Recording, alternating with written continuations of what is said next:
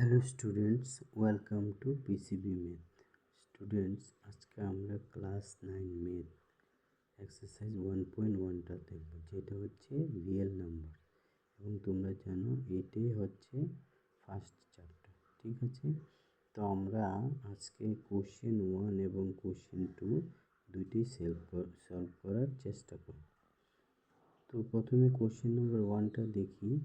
Is zero a rational number? তোমাকে বলা হচ্ছে জিরো রেশনাল নাম্বার কিনা। Can we write it in the form of P by Q, where P and Q are integers and Q not equal to zero. অর্থাৎ এখানে বলা হচ্ছে zero rational number কিনা। আমরা জানি রেশনাল নাম্বারই হচ্ছে কোনো কিছু মানে পি বাই কিউ, এরকম উপরে একটা হোল নাম্বার থাকবে, নিচেও একটা হোল নাম্বার থাকবে, নট ফ্র্যাকশন। একটা হোল নাম্বার, নিচেও একটা হোল নাম্বার, এটা আমরা কিন্তু জানি।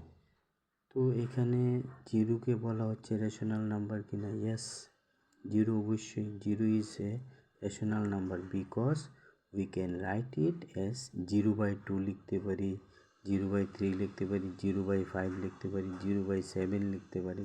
অর্থাৎ হোল নাম্বার, নট ডেসিমেল বা ফ্র্যাকশন, ঠিক আছে? এখানে এর জন্য জিরো একটা হোল নাম্বার। ওকে, ঠিক আছে। এখন আমরা কোশ্চেন 2টা দেব। কোশ্চেন 2তে বলা হচ্ছে find 6 rational number between 3 and 4। অর্থাৎ 3 এবং 4-এর ভিতরে 6টা রেশনাল নাম্বার লিখবে। রেশনাল নাম্বার জানো তোমরা এরকম ফ্র্যাকশানে থাকে। ওকে, তো এখানে দেখো 3 ক্যান বি রিটেন এস বা রিপ্রেজেন্টেড এস। 3কে কিন্তু আমরা 30/10 লিখতে পারি, কারণ 10 দিয়ে 30কে ডিভাইড করে 3 চলে আসবে। Similarly 4 can be represented S 40/10, অর্থাৎ 10 দিয়ে 40কে ডিভাইড করলে 4 আসে।